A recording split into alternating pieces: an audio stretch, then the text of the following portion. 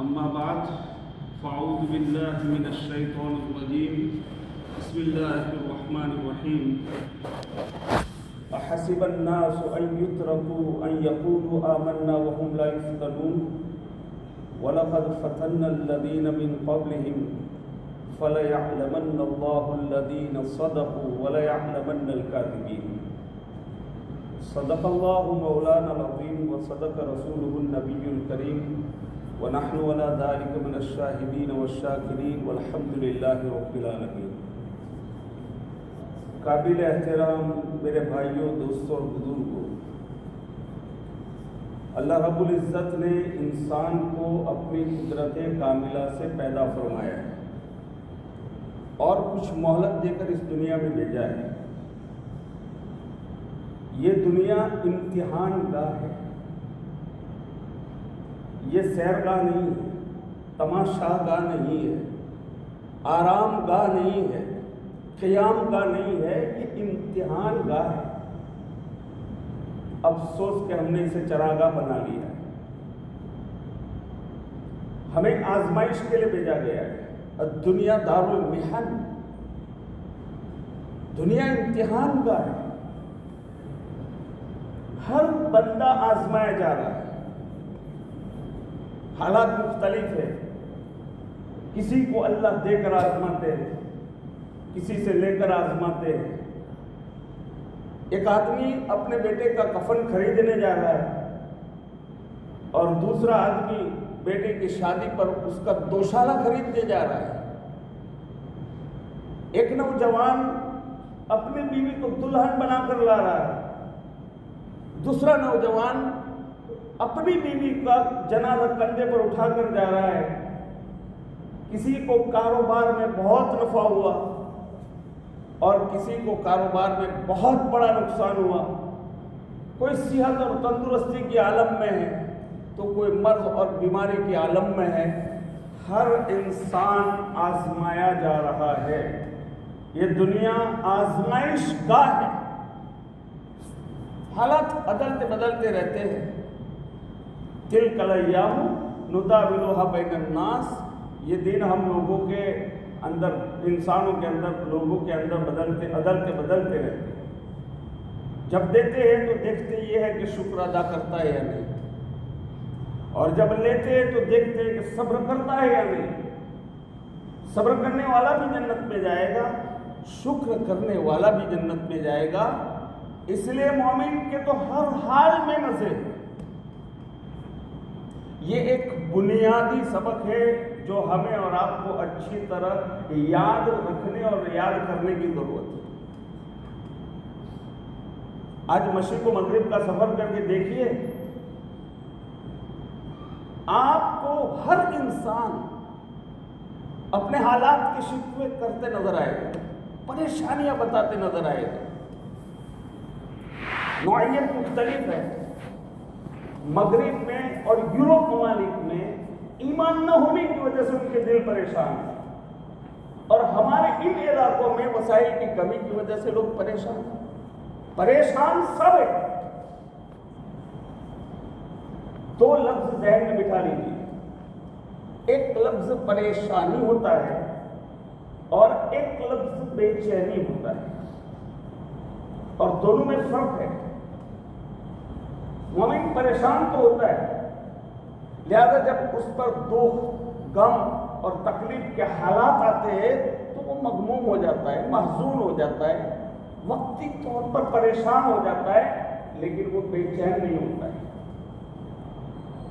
جس کا اللہ رب العزت سے تعلق، اس کا بے چینی سے کیا تعلق؟ لہذا مومن بے چین نہیں ہوتا ہے. اس کے دل میں یہ بات بیٹھی ہوتی ہے کہ یہ حالات اللہ رب العزت کی طرف سے ہے، وہ مصرف الاحوال ہے. حالات بدلتے رہتے ہیں. انسان پر حالات آنے کی کئی وجوہات ہوتی ہیں.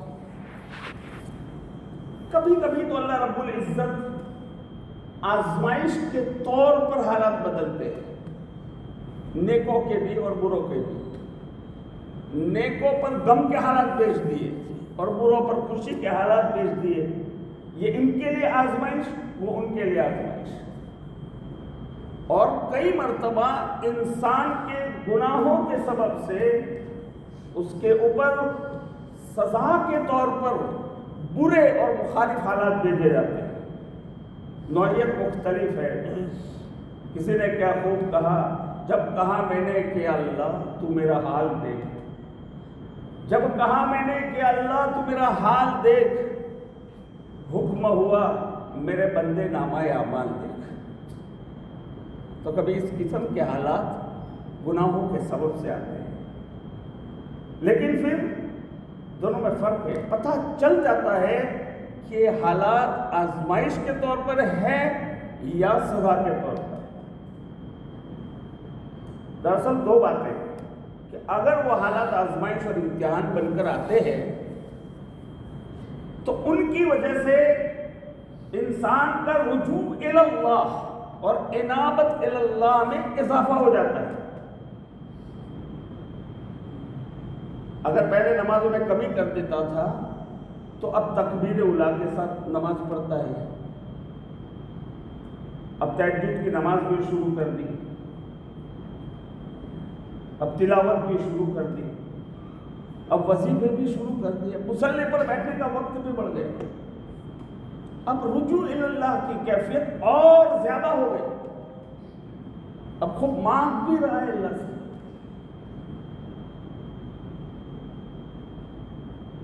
تو جب دل کی یہ کیفیت ہو کہ مصیبت اور پریشانی آنے پر اللہ تعالیٰ کی طرف رجوع زیادہ ہو جائے، بڑھ جائے، تو یہ اس بات کی پہلی دلیل ہے کہ یہ حالات آزمائش اور امتحان کے طور پر ہے.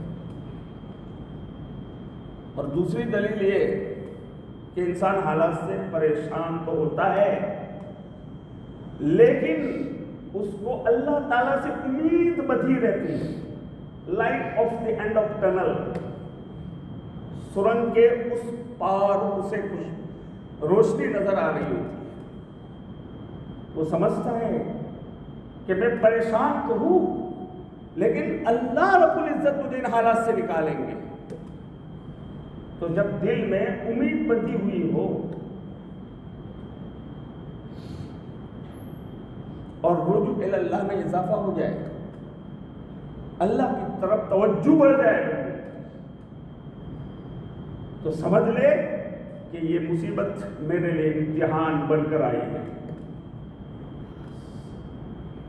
بعض لوگ اپنی محنت اور مجاہدہ سے اللہ کے قرب اور نزدیکی کے اعلیٰ ترین درجات حاصل نہیں کر پاتے، تو پھر اللہ تعالیٰ چھوٹی بڑی مصیبتیں اور پریشانیاں بھیج دیتے. جب وہ ان پر صبر کرتے ہیں تو اللہ تعالیٰ ان کو سبب بنا کر اعلیٰ درجات اپنے قرب اور نزدیکی کے عطا فرما دیتے ہیں. لہذا مومن بندہ جب یہ دیکھے کہ اس وقت حالات تو ایسے ہیں کہ مجھے ہر طرف سے دبایا جا رہا ہے، حتی اذا ضاقت علیہم الارض بما رحبت، جیسا حال ہو، زمین اپنے فراخی اور خوشحالی کے باوجود بندے پر تنگ ہو جائے، لیکن اس کے دل میں اطمینان ہو اور امید اللہ سے بندھی ہوئی ہو، تو وہ سمجھ لے کہ یہ پروردگار کی طرف سے میرے لیے ہدیہ ہے اور تحفہ ہے. اسی وجہ سے اللہ والے پھر برے حالات سے پریشان نہیں ہوتے، بلکہ ان کا دل یہ کہہ رہا ہوتا ہے کہ تیرا غم بھی مجھ کو عزیز ہے کہ وہ تیری دی ہوئی چیز ہے. مالک بن دینار رضی اللہ تعالیٰ عنہ یا داؤد طائی رحمۃ اللہ علیہ فرماتے ہیں، ایک مرتبہ اللہ تعالیٰ نے انہیں الہام فرمایا کہ داؤد، اگر تجھے کھانے میں کسی وقت سڑی ہوئی سبزی مل جائے تو تو اس کو مت دیکھنا، بلکہ اس بات کو دیکھنا کہ جب میں نے رزق اور روزی کو تقسیم کیا تھا تو تو مجھے یاد تھا. بہت بڑی بات ہے. اللہ تعالیٰ یہ چاہتے ہیں کہ میرے تمام بندے میں نے جو ان کو رزق دیا ہے، روزی دی، اس پر راضی رہے. ایک باپ گھر میں کوئی چیز لاتا ہے اور اپنے بچوں میں تقسیم کرتا ہے اور تقسیم اور بٹوارے میں کچھ اونچ نیچ رہ جاتی ہے۔ اب جو بچہ کم چیز لے کر بھی اپنے والد سے خوش اور راضی ہوتا ہے تو باپ ان سب بچوں سے بڑھ کر اس بچے سے خوش اور راضی ہوتا ہے کہ اگرچہ اچھی چیز فلاں نے لے لی اور ادنا اسے ملی لیکن میرا بچہ پھر بھی مجھ سے راضی ہے۔ اسی طرح اللہ رب العزت بھی اس بندے سے راضی ہوتے ہیں جو حالات خراب ہونے کے باوجود اپنے پروردگار سے راضی ہوتے ہیں۔ اور جس طرح کسی باپ کی بیٹی شکل کی اچھی نہ ہو، دماغ کی اچھی نہ ہو، عقل کی اچھی نہ ہو، پھر بھی کوئی بہت حسین و جمیل مالدار حسب و نسب رکھنے والا شریف نوجوان اس کی بیٹی کو اپنے نکاح میں قبول کر لے تو وہ باپ اپنے دل میں اس بچے کا احسان من ہوتا ہے، اظہار کرے نہ کرے اس کا دل یہ کہہ رہا ہوتا ہے کہ اس بچے نے کتنی عظمت دکھلائی کہ اس نے میرے بیٹے کو اپنے نکاح میں قبول کر لیا۔ اسی طرح اللہ رب العزت بھی اس بندے سے راضی ہوتے ہیں جو برے اور مخالف حالات کے باوجود اللہ رب العزت سے راضی ہوتا ہے۔ اس لیے حدیث میں آتا ہے کہ جو بندہ دنیا میں اللہ کے تھوڑے رزق پر راضی ہو جائے گا، اللہ تعالیٰ قیامت کے دن اس کے تھوڑے اعمال پر راضی ہو جائیں گے۔ تو مومن ہر حال میں اللہ رب العزت سے راضی ہوتا ہے۔ حالات میں اونچ نیچ تو ہوتی رہتی ہے، حالات تو عدلتے بدلتے رہتے ہیں۔ ہاں اگر انسان ایسے حالات دیکھے کہ کاروباری میں پریشانی آئی، صحت میں پریشانی آئی، گھر میں پریشانی آئی اور اس پریشانی کی وجہ سے اعمال کی توفیق چھن گئی۔ پہلے مسجد میں نماز پڑھتے تھے، اب گھر میں پڑھتے ہیں۔ پہلے نفلیں بھی پڑھتے تھے، اب فقط فرض اور سنت موقدہ پڑھتے ہیں۔ وظیفے بھی چھٹنے شروع ہو گئے، تہجد کی نماز بھی ختم، دل مغموم اور پریشان رہتا ہے، اعمال میں کمی ہو گئی۔ تو یہ اس بات کی پہلی نشانی ہے کہ یہ حالات میرے اوپر سزا کے طور پر بھیجے گئے ہیں۔ اور دوسری نشانی یہ ہے کہ ایسے بندے کے دل میں مایوس نا امیدی آنا شروع ہو جاتی ہے، جسے آج کل کے دور میں ڈپریشن کہتے ہیں۔ ڈپریشن اسے ڈر لگا رہتا ہے، پتہ نہیں یہ ہو جائے گا، پتہ نہیں یہ ہو جائے گا۔ تو یہ دو علامتیں ہیں، جب اعمال میں کمی ہو جائے اور جب انسان اپنے دل میں مایوسی اور نا امیدی کے سائے امڑتے دیکھے، وہ سمجھ لے کہ میرے کسی گناہ اور کسی برے کام کے سبب سزا کے طور پر یہ حالات میرے اوپر بھیجے گئے ہیں۔ لیکن ہمارے مشائخ فرماتے ہیں کہ حالات چاہے درجات بڑھانے کے لیے آئے یا سزا کے طور پر آئے، دونوں صورتوں میں استغفار کی کثرت اس بندے کو فائدہ پہنچائے گی۔ استغفار کے بڑے فضائل حدیث میں بیان کیے گئے۔ ایک حدیث میں نبی پاک صلی اللہ علیہ وسلم نے ارشاد فرمایا، من لزم الاستغفار جعل اللہ له من كل ضيق مخرجا ومن كل هم فرجا ورزقه من حيث لا يحتسب۔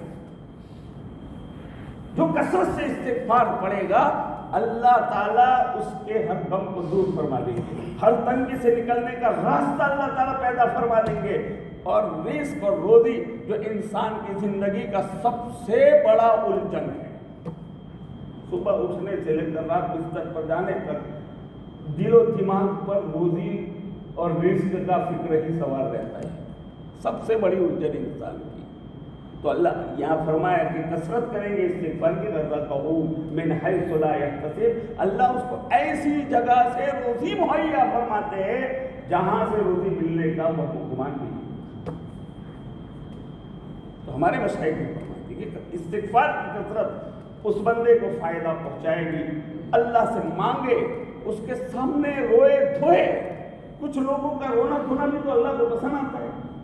پھر اللہ یہ چاہتے ہیں کہ یہ میرے اوپر عاجزی کرے، مجھ کو اس کی عاجزی پسند ہے، اس لیے ایسے حالات بھیج دیتے. تو مومن حالات سے کبھی بے چین نہیں ہوتا، پریشان نہیں ہوتا ہے.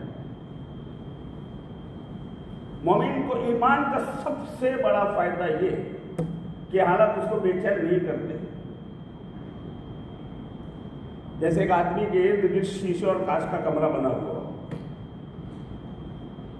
باہر آندھی چل رہی ہو اور وہ دیکھ رہا ہو کہ درخت ہل رہے، پتے ہل رہے، درخت گر رہے، فرق بہت، عمارتیں زمین دوز ہو رہی ہے، مگر اس کو اثر محسوس نہیں ہوتا ہے، وہ شیشے کے کمرے میں بنے. اللہ والوں کی کیفیت یہی ہوتی ہے. مخالف اور برے حالات ان کے ارد گرد، مخالف اور برے حالات کی تیز آندھیاں چل رہی ہوتی ہیں، لیکن ان کے دل 100% مطمئن ہوتے ہیں. لوگ سمجھتے ہیں بڑے پریشان ہیں، لیکن ان کے دل پریشان نہیں ہوتے ہیں، ان کے دل مطمئن ہوتے ہیں. لوگ سمجھتے، دنیا سمجھتی ہے کہ کشتی بھور میں ہے، یہ تو طوفان میرے عزم کا تباہ کر رہا. تو دنیا والے سمجھتے ہیں کہ کشتی بھور میں آ گئی، لیکن وہ کہتے ہیں یہ تو طوفان میرے عزم کا تباہ کر رہا. تو ظاہر حالات برے محسوس ہوتے ہیں، لیکن اللہ رب العزت کی طرف سے رحمت ان کے بدلے میں ملتی ہے. اس لیے مومن وقتی طور پر پریشان تو ہوتا ہے، لیکن اس کا دل مطمئن ہوتا ہے، دل میں اطمینان ہوتا ہے کہ جو کچھ ہو رہا ہے میرے پروردگار کی طرف سے ہو رہا ہے. اس کے دل میں یہ خوشی ہوتی ہے بس اللہ رب العزت پیچھے لے جائے. اس لیے رضا بالقضاء کا سبق ہمیں سکھایا گیا ہے. اللہ کے قضاء اور فیصلے پر راضی رہنا. جو اللہ کی قضاء پر راضی رہتا ہے اللہ رب العزت اس سے بڑے خوش ہوتے ہیں. حدیث پاک میں آتا ہے کہ جب کتاب لوح محفوظ بنی تو اللہ تعالیٰ نے قلم کو لکھنے کا حکم دیا کہ لکھ. قلم نے اللہ رب العزت کی طرف سے لکھنا شروع کر دیا، لا الہ الا انا محمد رسول. سب سے پہلے یہ لکھا گیا. پھر آگے لکھا من لم یستسلم بقضائی ولم یصبر علی بلائی وَلَمْ يَشْكُرْ عَلَى نَعْمَائِ فَلْيَتَّخِذْ رَبًّا سِوَائِي. کہ جو میری قضا اور فیصلے کو تسلیم نہ کرے، نہ مانے، اور میری بھیجی ہوئی بلا اور مصیبتوں پر صبر نہ کرے، اور میری دی ہوئی نعمتوں کا شکر ادا نہ کرے، اسے چاہیے کہ وہ میرے سوا کسی اور کو اپنا رب بنا لے. تو مومن کو چاہیے کہ وہ ہر حال میں اپنے پروردگار سے راضی رہے. حالات بدلتے بدلتے رہتے ہیں، لیکن مومن ہر حال میں اپنے رب سے راضی رہتا ہے. مومن کی ایک بنیادی خصوصیت ہے کہ وہ ہر حال میں اللہ سے راضی رہتا ہے.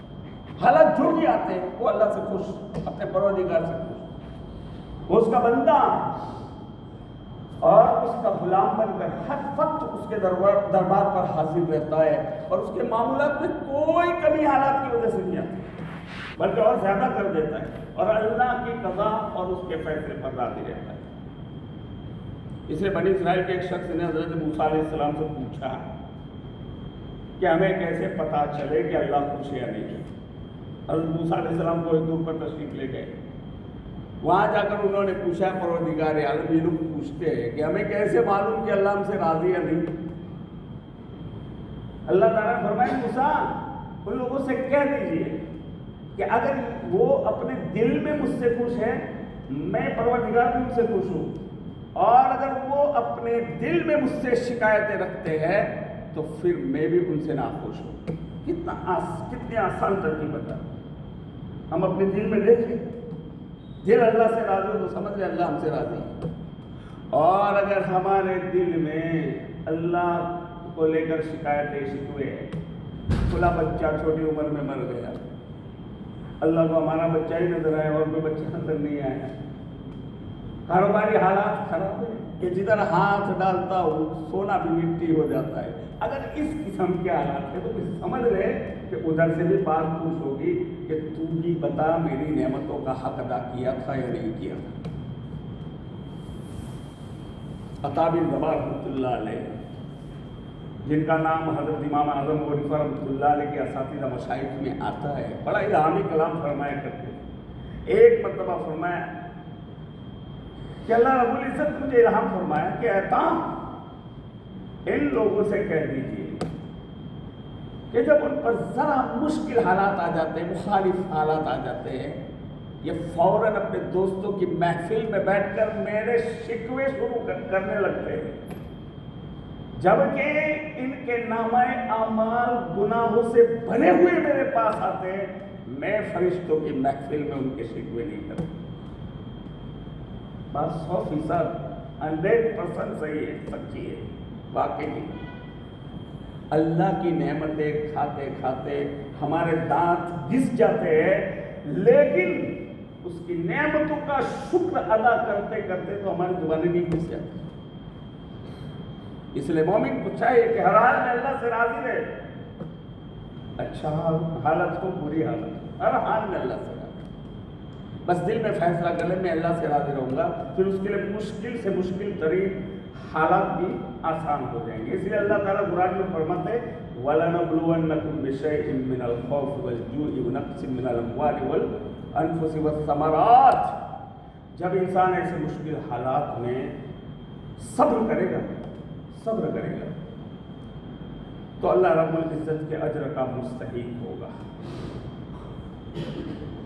اور ایک بات اچھی طرح ذہن میں اٹھا لیں، درے دنیا کسے بے غم نہ باشد، اگر باشد بنی آدم نہ باشد. اس دنیا میں کوئی شخص بے غم نہیں ہے، اور اگر کوئی ہے تو وہ بنی آدم نہیں ہے. اس دنیا میں ہر ایک پر غم آتا ہے، اس کی نوعیت مختلف غم کی، لیکن غم آتا ہے. ایک آدمی کا مال بہت زیادہ ہے لیکن بیوی کا غم ہے، بچوں کا غم، کاروبار کا غم ہر ایک پر آتا ہے، نوعیت مختلف. لیکن اللہ والے ان غموں کو اپنے دل میں رکھ لیتے ہیں، لوگوں کے سامنے بیان نہیں کرتے ہیں. جیسے ہم لوگوں کو بتاتے رہتے ہیں کہ ہو گیا وہ ہو گیا، یہی تو محبوب کے شکوے ہے. تو مومن اپنے غم جو ہے دل میں رکھ لیتا ہے. اللہ 2 رکعت نفل پڑھ کے اللہ سے مانگ کر اس سے کہتا ہے اللہ سے. تو یہ جو صلاۃ الحاجت ہے نا، یہ در حقیقت اللہ رب العزت سے گفتگو کرنے کا ایک ذریعہ اور طریقہ ہے جو ہمیں سکھایا گیا ہے. یہی صحابہ رضی اللہ تعالیٰ کا عمل تھا اور مشائخ کا بھی. تو مومن صلاۃ الحاجت پڑھتا ہے اور اللہ سے مانگتا ہے. صحابہ کا معمول یہی، جب بھی کوئی مشکل حالات پیش آتے فوراً مصلح پر جاتے، اللہ سے دعائیں مانگتے تھے. تو یہ اللہ سے لینے کا ایک طریقہ ہمیں سکھایا گیا ہے. اور مومن کی بنیادی خصوصیت ہے یہ.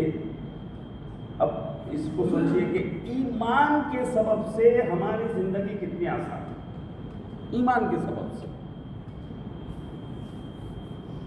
مغرب اور یورپ ممالک میں دنیا جہاں کی سہولیات میسر ہے، اس کے باوجود وہ لوگ اپنے آپ کو دکھی کہتے. دکھی ایک ہی جملہ ہر ایک کی زبان سے سننے کو ملے گا، لائف از ویری ڈیفیکلٹ. سکون نہیں ہے کیونکہ ان کے پاس سب کچھ ہے لیکن ایمان کی دولت سے خالی ہے وہ.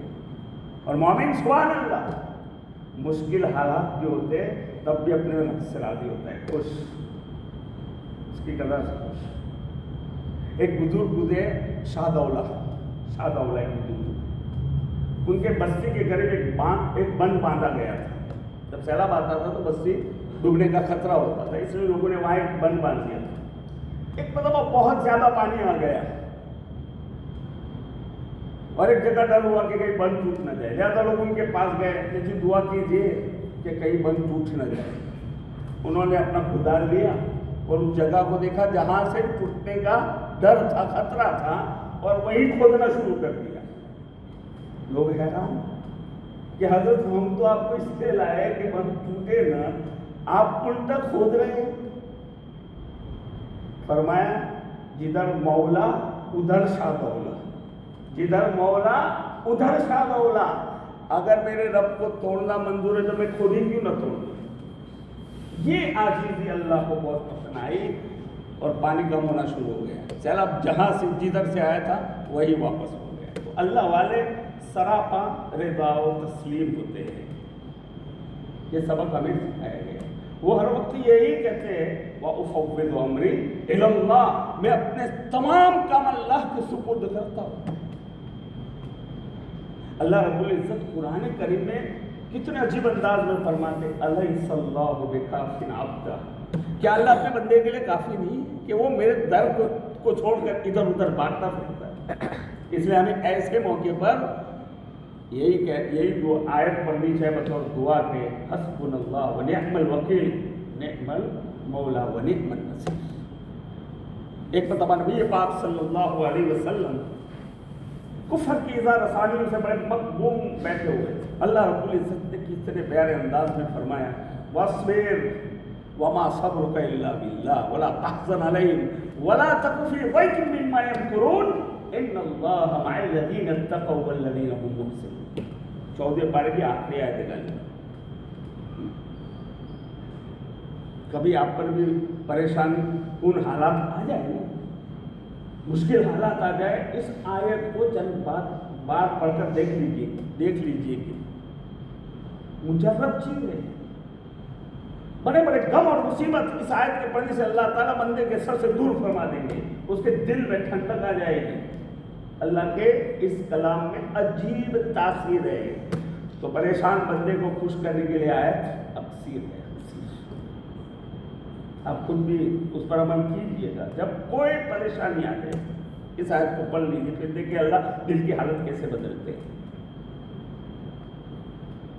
جو حالات آتے ہیں اس کی وجہ ہوتی ہے کہ اللہ کے اسماء مختلف اسماء ہیں، کبھی ایک اسم کی تجلی پڑتی ہے، کبھی دوسرے اسم کی تجلی پڑتی ہے۔ جیسے اللہ تعالیٰ فرماتے وہ یقبض ویبسط وإلیہ ترجعون،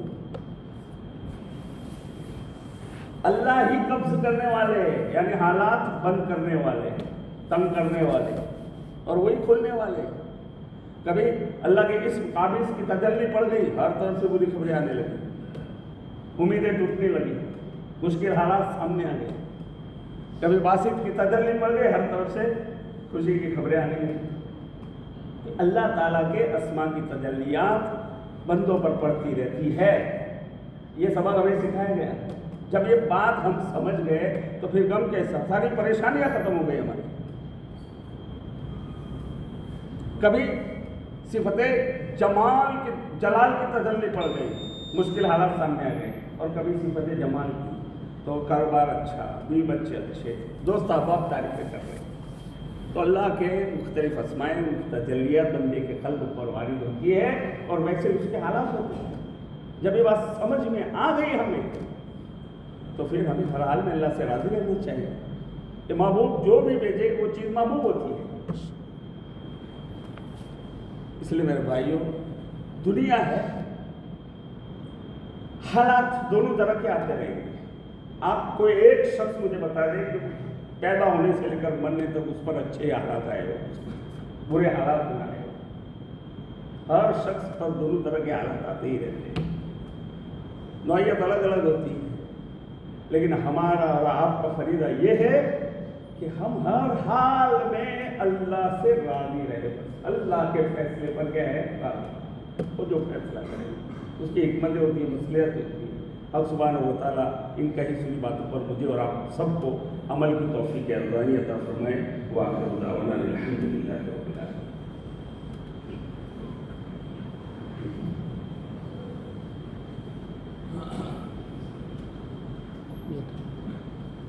Julia Glenn Monster.